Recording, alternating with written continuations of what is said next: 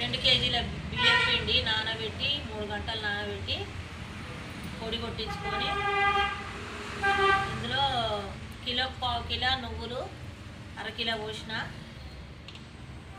కిలోకు పిడికెడు ఉప్పు, దొడ్డు గల్లప్పు, చెటాకు, ఓమ వేసి అన్నీ కలిపి పెట్టిన చాసుకుంటే ఇవి ఇలా ఉండాలి. నువ్వులు ఇలా కొన్ని కొన్ని కలుపుకుంటూ ఇక పోయాలి అంతే. బాగుంది పొట్టు అంటే ఇది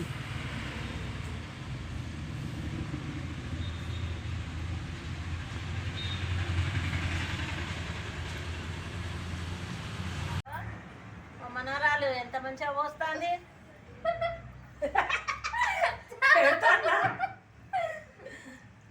ఇట్లా కొంచెం కొంచెం కలుపుకుంటా పోయాలి. నేర్చుకోవాలి అమ్మమ్మ వంటకాలు. కొంచెం ఇది